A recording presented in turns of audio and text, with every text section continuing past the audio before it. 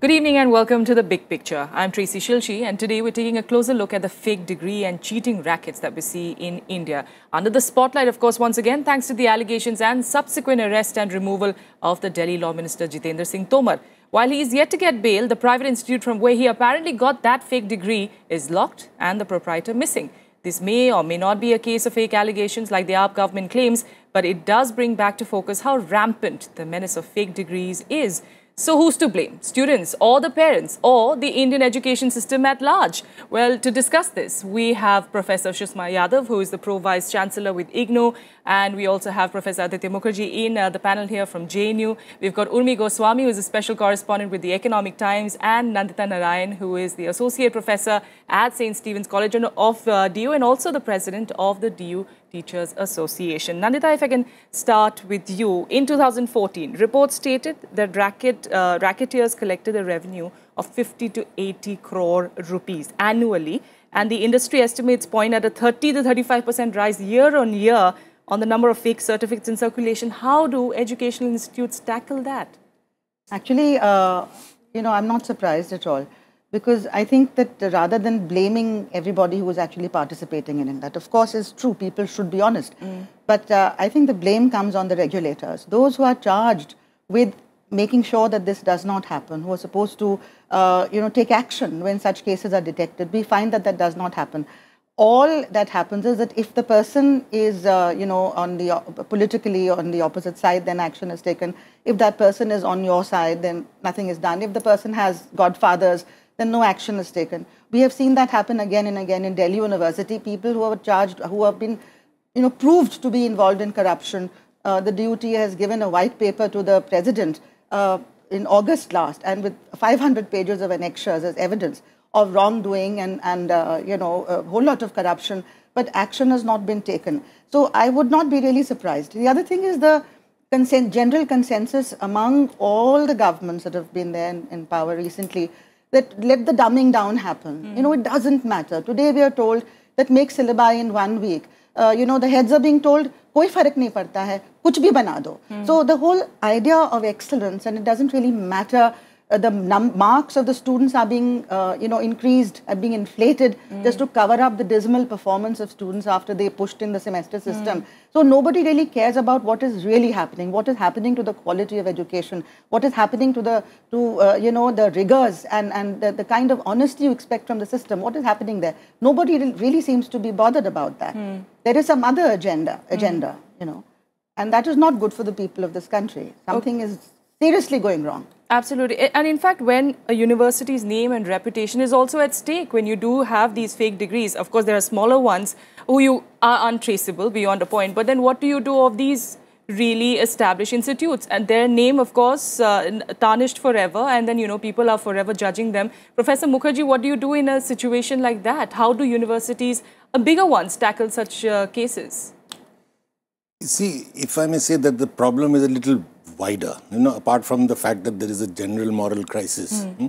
The fact that in education, that there should be fake degrees, etc., is a function of the fact that the amount of education that is available, there's a complete mismatch between the demand and the supply.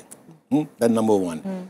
And even, at primary school level, you enter by paying some capitation fee or some bribe or this thing. So, I mean, as a child, you know that, the corruption starts there. So can you imagine that you get into a school, your parents know. That's right. So, itself, you've created a situation of want for no reason at all. Look at the number of colleges in Delhi University and the number of students.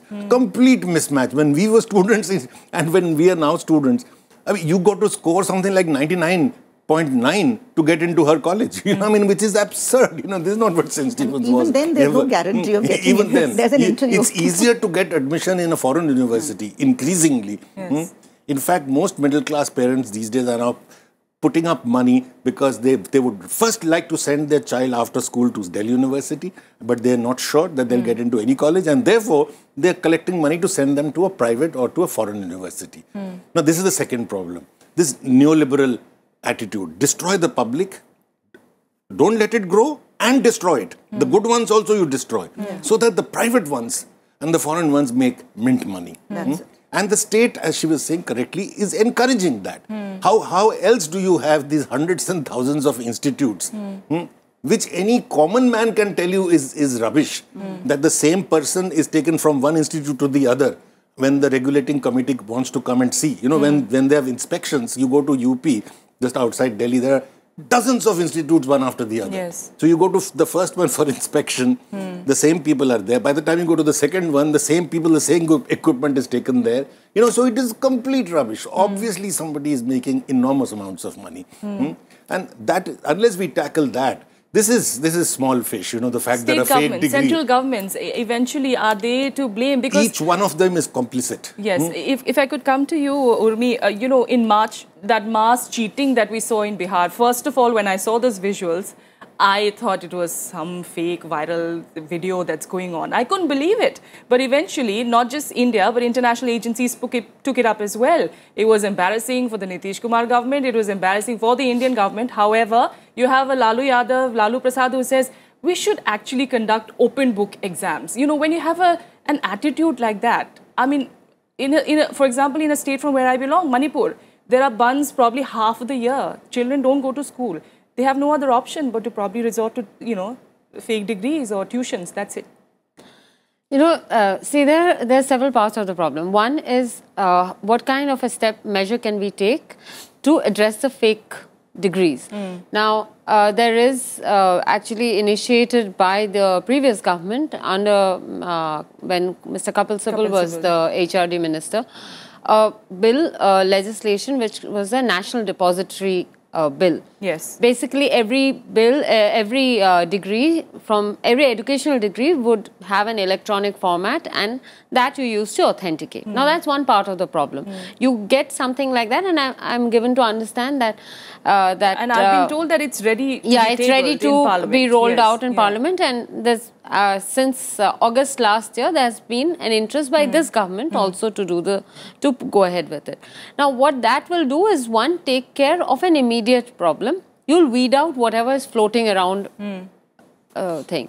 Second is, now, second part of the problem lies in, of course, there's the issue of demand and supply and, as you said, access. But there is one bigger other problem, is that we have to accept that this is a country where the demand for higher education and any form of education is rising and will continue to rise. Now, for whatever reasons best known to government, they decided at some point not to meet it themselves, but allow, you know, private-public partnerships, private institutions to come up. Now, we can keep arguing whether it's the right thing to do or the wrong thing to do. But for all these various systems to survive, what you need is a very strong regulatory oversight.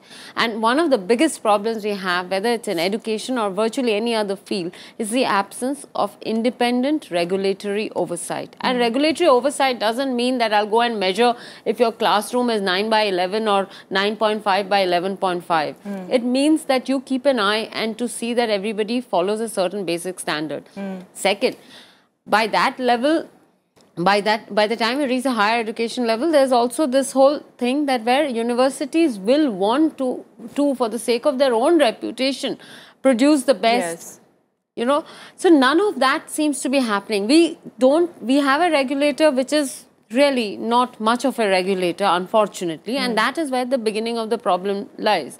Even the best, let me take away from the fact that, let me presume that no government, whether this or previous, wants to fiddle. I'm ready to take their word for it and say they don't want to fiddle with the system.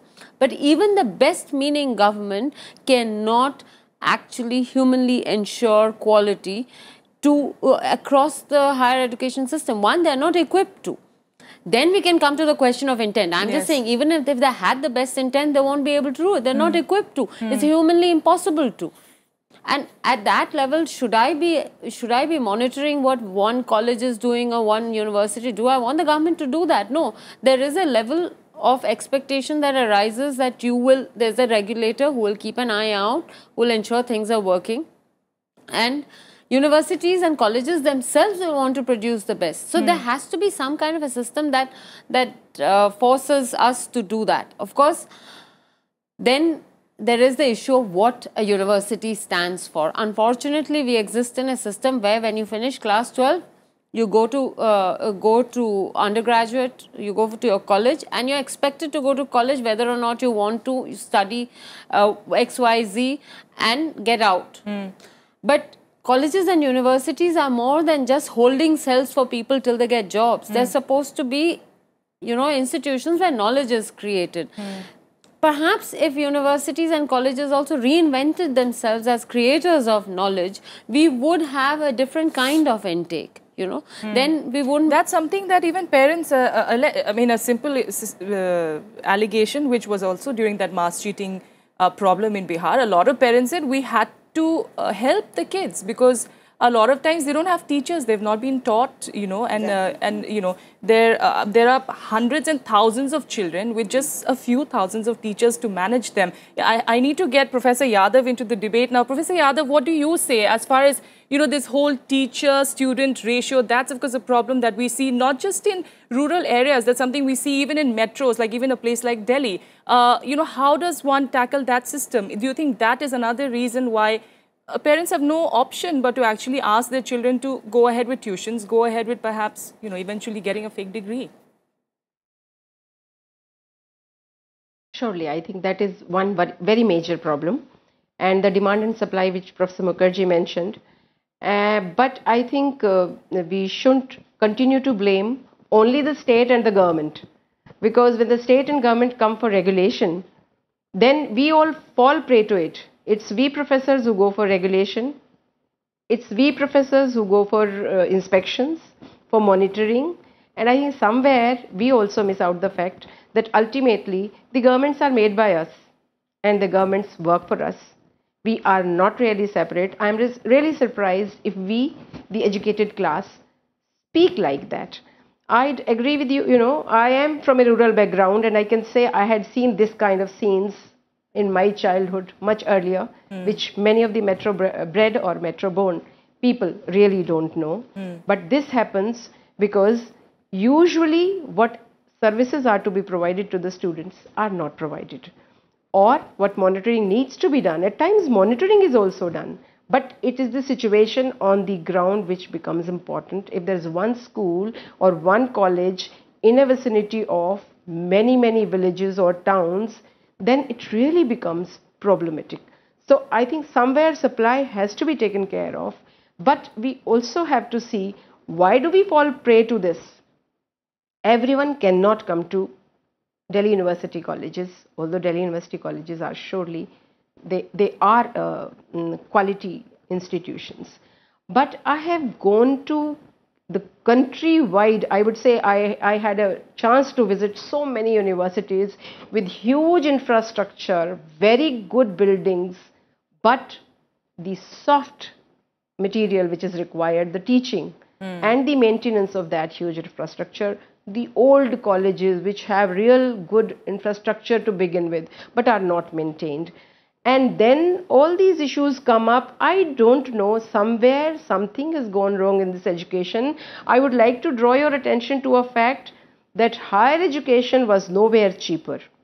Now, then it was for the elite. Now when it is coming for the masses, all these issues are coming up.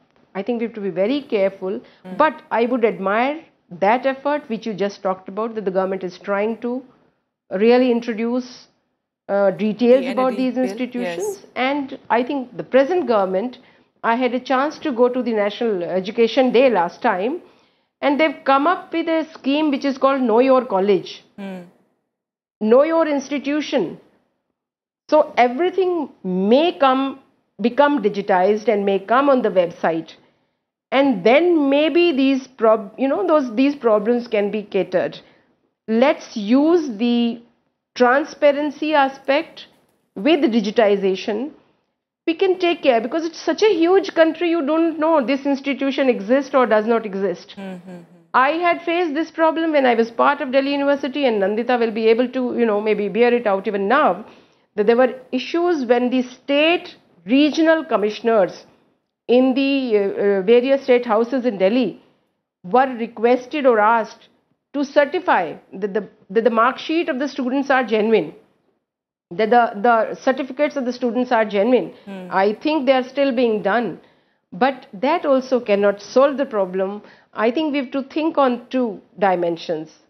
Increase the supply because the demand is increasing. Education is becoming for the masses and they are going to look for it. And secondly, where we regulate, the regulation should also be genuine, and I think all of us there, the morality ethics also come, because as part of the inspection teams, each of us have to be answerable to ourselves, you know. So is it an internal problem? And third, a lot of times what the government has started, I think. Yes. Yes, Professor Yadav. Both. Is it also an internal problem that not merely we see in a lot of universities? Actually, the thing is that there is an internal and an external problem.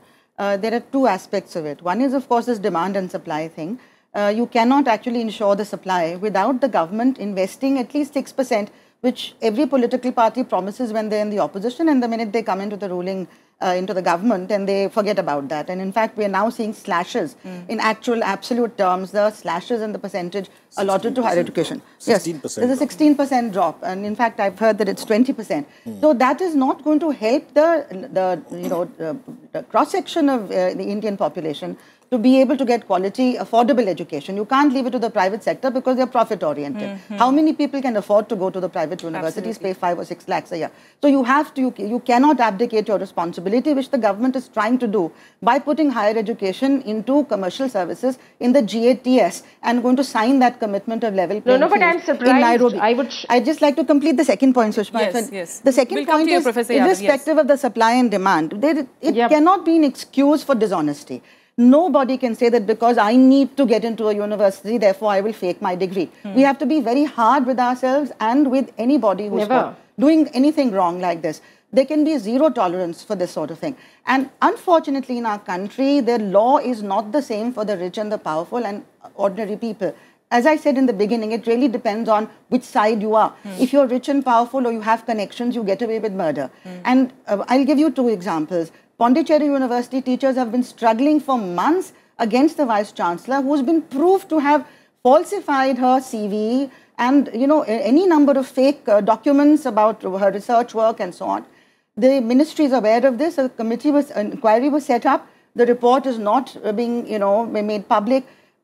Obviously, people have very long arms. Our Vice Chancellor is under a show cause for very serious irregularities, and many of them which have not even been mentioned there. There are many more such irregularities, like the appointment scam. He's made himself the be-all and end-all, violated all the statutes, UGC regulations, EC's powers have been usurped, everything. But no action is being taken there.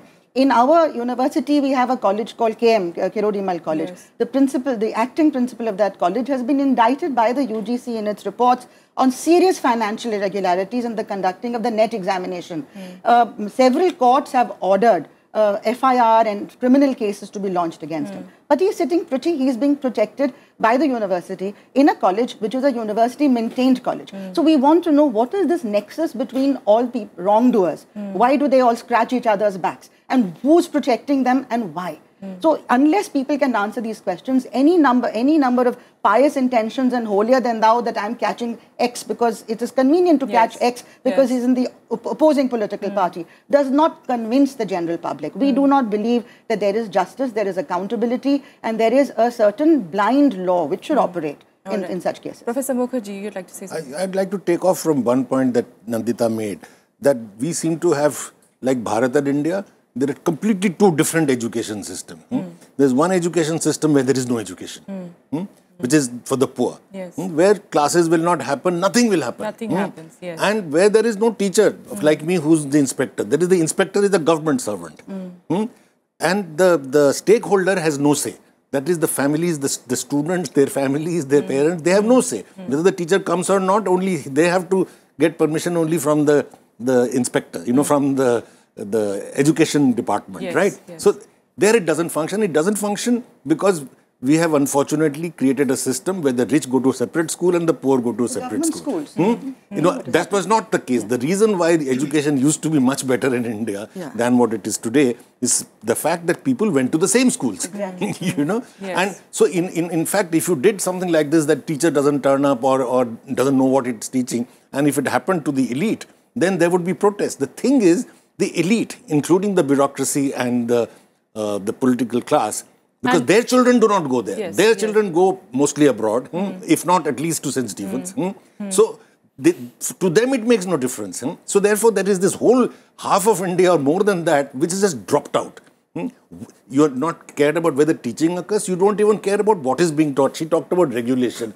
It doesn't matter. Look at the textbooks in some of the schools in this country. Report after report of NCERT has shown that in some textbooks you are putting poison against communities. You know, nothing, no regulation, because it is for them. We are only worried about what is happening to the middle class and preferably the upper class. I think that's a very important issue. Most of these cases of cheating, etc., is happening in the Bharat part of education, not in the India part of education. And in the India part of education, perhaps the parents also to blame. I mean, you know, in the beginning I was saying, is it just students or teachers? Even parents, I think, even they're pushing their children. I mean, and that is because of this absence of sufficient institutions. Parents, well-meaning parents, educated parents are collecting money. The sprouting up of also a lot of these, very substandard private institutions. Institutions which have these affiliations with institutions, foreign institutions. That also, it's a big racket. Also that's a big racket. It's a whole lot of things. Yes. One is that the number of students seeking admissions to higher education institutions, colleges, are way greater than the number of colleges that you have. Two is that we specialize in this country in creating this one thing. Public is bad, that's government run is bad, and therefore we'll get into a rut of systematically ruining things which are actually otherwise working. So this is true for government schools in many states across this country which are actually the good schools. But today they are not, because you have taken over a period of 30, 40 years, you have actually leisurely ruined them. Absolutely. And such is the case with colleges also. It's happening now. Yeah, and it's been happening, you know. And on the other hand, you have the private. And there we don't seem to ask any questions. So private is good, public is bad. And if the private has a foreign tag, then all the better. Now that is a mindset. Now, beginning of that mindset, of destroying that mindset, has to come actually again. I have to start right at school. Now that's a long drawn process. We are talking about how to short circuit. And that is why I keep talking about having better regulations. And when I mean regulations, I don't mean just you'll have people from the ministry or people who have never taught a day in their life or who have never handled students. I mean a community across the board. Yes, you need administrators. Yes, you need people who have actually taught and interacted with students. Yes, you need people who have the capacity to raise funds. You have to find a different way of managing your higher education systems without ruining them, you know, or without saying, let's go private. I mean, there has to be some other way of doing it. Harvard University is not a public university. It is a private university. And it makes a lot of money. And it loses money also when it plays the stock market badly. But it has not compromised on its standards. Right. Why shouldn't the Delhi University also be doing that? But at the same time, the president of Harvard University can't do what he suddenly wakes up one morning and decides, I want to do this, I will do this. There is a larger body to which he or if ever it's a she, answerable. That doesn't happen here. Here you have to just cozy up with the right set of people. And that works across the system. That's the case, not just with education, that's the case that's with why I said that's across everything the that system. The number of students in all the Ivy League universities in the US put together would fit into about 6 or 7 colleges of ours. Yeah, but so you know, just one second, you know, look at the kind of, you know, what are we trying to do? We are trying to reach education to the masses, because if you want genuine democracy, I'm not disagreeing with you, but if you want genuine democracy, you have to try and bring people in. You have to give us conditions. You have to have a decent student-teacher ratio. You have to have the facilities. You have to have teachers. The price of massification should not be running it down. No, I'm not saying you run it down. At no I'm not saying run it down. I agree with you. But the sorry, solution we're running short of time. We're running short of time. The solution is that you must have, you know, teachers who are, you know, more permanent teachers. More teachers as compared to the number of students, so that you don't have 200 students in a class. I need to give Professor Yadav very quickly, 30 seconds, Professor Yadav, any last words of yours, anything you would like to add in? Surely, I think it's very momentary discussion, but we must go into the deep when the rot set in. A state which was calling it socialist created this public and private divide. I think the primary education had to be public education and the private sector shouldn't have been allowed there. But now that it has been done, I think we have to regulate it somewhere and bring it to higher education also. We talk about these sporadic incidents, we cannot solve the problem. But I think we have to go deeper into how the education system of India has evolved. All right. Thank you so much to all of you for joining me here on The Big Picture. This is, of course, a debate that will go on, but at the moment, the hope really lies on the National Academic Depository Bill that Urmi just mentioned about. Perhaps with that, it's one step ahead in trying to at least check those fake degrees, if not anything else. Thank you so much to all of you for joining us. The news continues after a break. Stay with us.